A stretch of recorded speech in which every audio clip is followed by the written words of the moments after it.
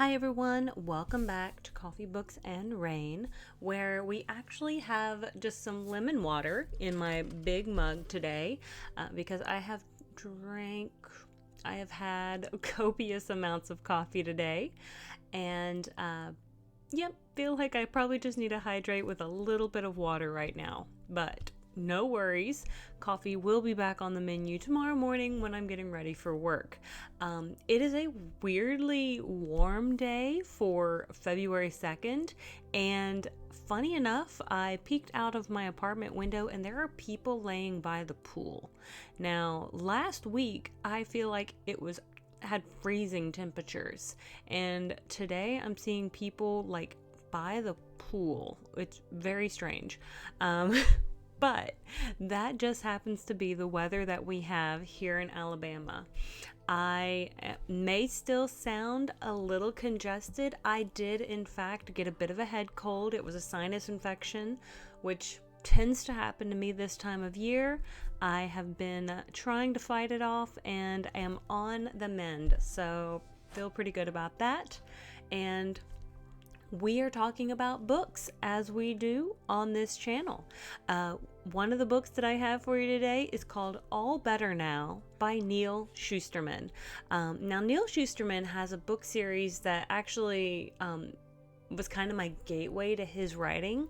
When I started All Better Now, you get to that first page where it kind of talks about all of the author's works, and this gentleman is very prolific, and I did not realize. Now, the series that I guess was introduced to first or ran across first was his Scythe series, where various people throughout the community are pretty much grim reapers.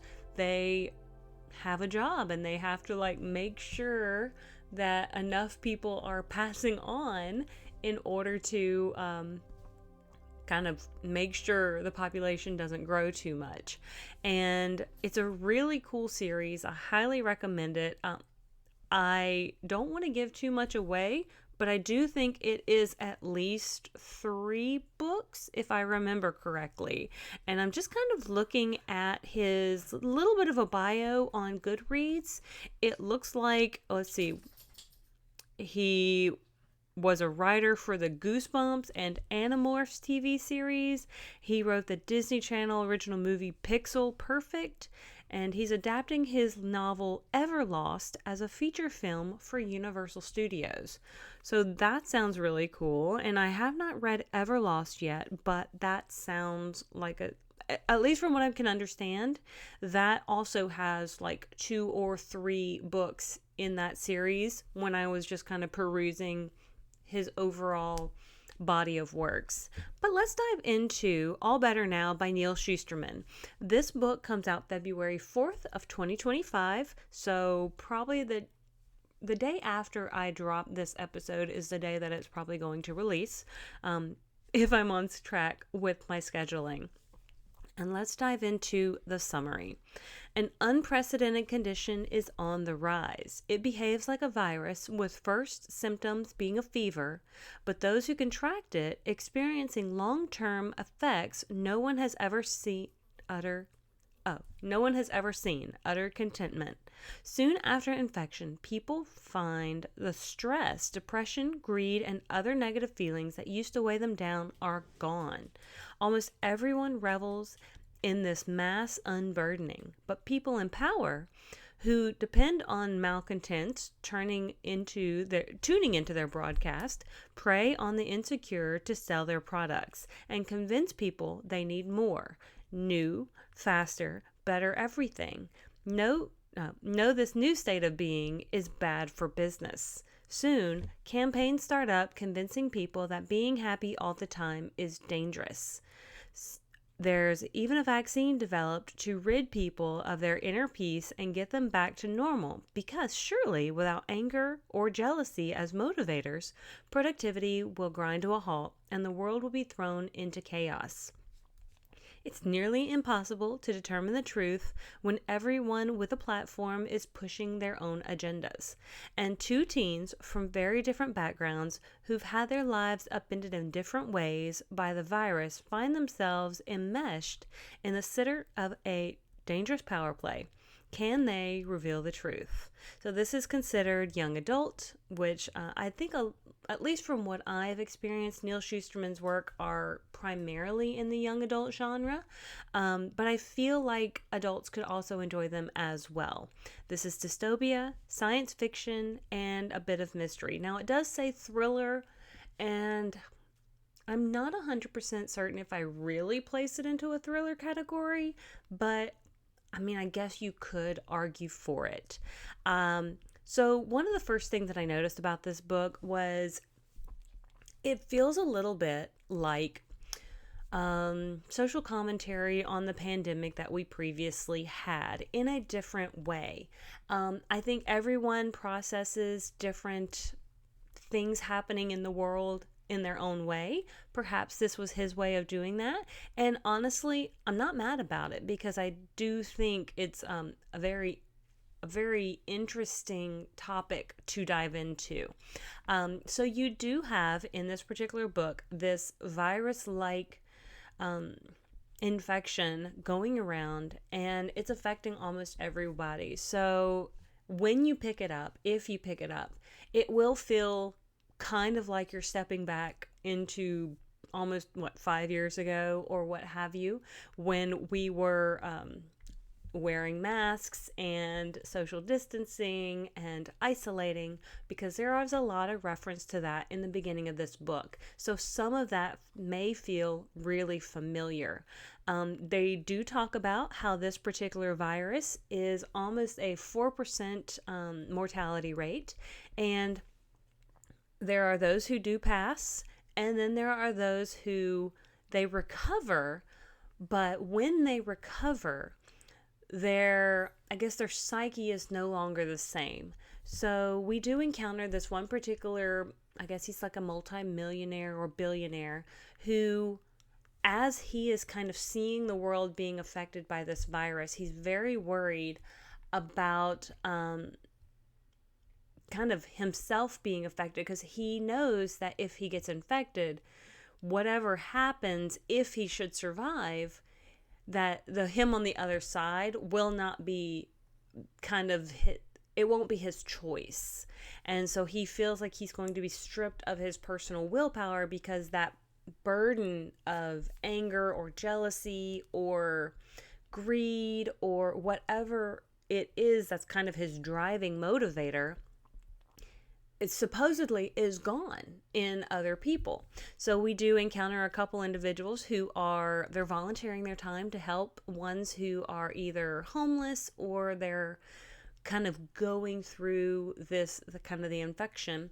And some of them were previously like in very high profile positions, but they've given up those lifestyles, and in one reference, one particular woman, she's now a volunteer on what seems to be sort of an encampment commune where she's helping others voluntarily. She has survived the pandemic, or survived this infection, and she's no longer wearing her Versace suits and her Chanel or what have you. She's no longer, I think, some sort of art dealer. She is now a volunteer wearing her Kohl's clothes and Crocs, so to speak. So that's kind of how it's referenced. I think there's no longer that level of ego anymore. It seems as though that particular level of ego is pretty much gone. So we do have a couple of characters who are very interesting. And so one particular character, his name is Ron. And you kind of can think of it like Ron from, like, the trio. But his full name, from what I can understand, is Tiburon. Like the car or what have you. And I used to drive a Tiburon when I was Gosh, about 10 years ago, I think I drove a Hyundai Tiburon, and it was a really cute car. I loved it so much. But this guy goes by Ron, and he is the son of this billionaire who, when his father was taking some of his siblings and they were kind of more or less fleeing to their isolation place in the mountains, he decided not to go with them and to enmesh himself into society. And he purposefully went to some clubs and partied hard and did get infected.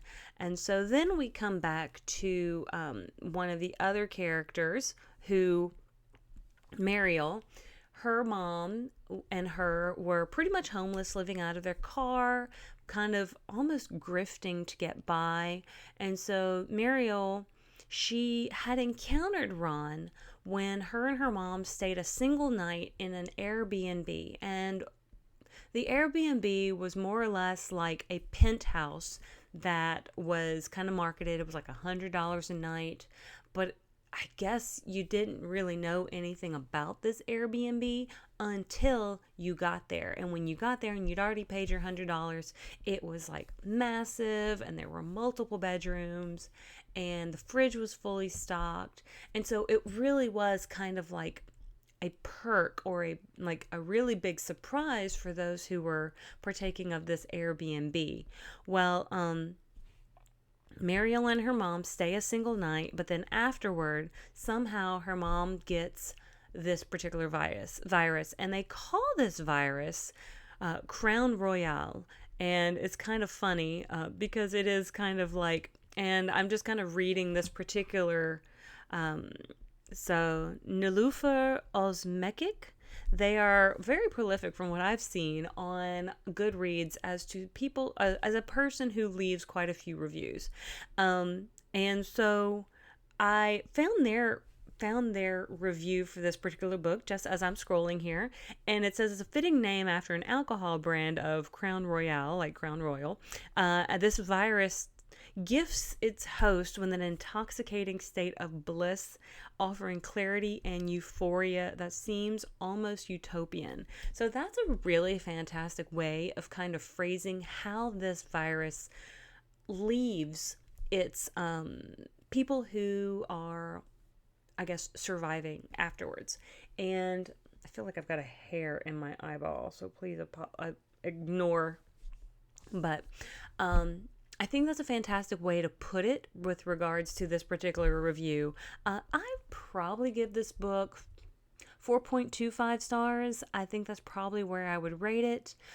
Again, I really wish NetGalley, or Goodreads and NetGalley both, would allow me partial stars so I could be a little more honest with my reviewing and my star ratings. But I think this book, it can be funny, but it almost feels a little close to home. It's like when you tell a joke and it's almost just a little too soon to tell the joke. But I also think that is how some people process things, especially these sorts of major life events. And maybe that's how he is chosen. This is how he's chosen to process these major life events. We do have this other individual whose name is Margot, who she seems to be this very ambitious teenager, like 19 or 20 years old. And she somehow accidentally inherits this kind of fortune. She kind of inherits this empire. And her the previous owner, she has pretty much asked, or kind of made it Margot's mission to cure this pandemic, to cure this virus. And it's very interesting because you can definitely see that Miss Haviland, I believe Miss Haviland is the older woman who kind of bequeathed Margot the empire. Beforehand, she was, I guess, she did things that were very self-serving. Well, she does get the virus. She survives it, but she's already put a lot of safeguards in place to where she can no longer touch this empire she created. And so now it's Margot's mission to to kind of solve this pandemic. But it's like the people who survive it, they feel free, they feel unburdened. And it's like, do people really want to be unburdened, or do people really want to live with, like, which way would you want to go? Because at some beginning of the book, people were almost purposefully getting sick in order to reach this stage. Now, some of them, of course, there was that 4% mortality rate, didn't make it, but those who did and came out on the other side now feel free and like this utopian blissful state. And so it's like, well, do you profit off creating a vaccine? But it is like giving people their free will back in a way. So I'm gonna let you guys decide if y'all read this or not. I thought it was really interesting. I thought it was such a cool way to dive into this topic. And I like Mr. Shusterman's writing style. I was engaged from the very first page, and I will continue to seek out his works because I just like the way he kind of almost does present these moral questions in a way, and allows his readers to then decide which side they're on. And maybe you don't know which side you're on, and that's okay too. But with all of that being said, I'm going to leave it here, and I'm going to let you guys decide on the book All Better Now by Neal Shusterman. It does release on February 4th of 2025, and it is about, now, it says it's about 500-ish pages in hardback. I want to say my ebook was somewhere around 365, but I do tend to have my font kind of small, so it may be that I had more words on a page than what comes in the printed copy. But it is YA, it is dystopian, and so it is, I think, intended to be some social commentary. So please, if that is something you are looking for, go out, find it, and let me know what you think. With all of that being said, thank you so much for joining me on this journey.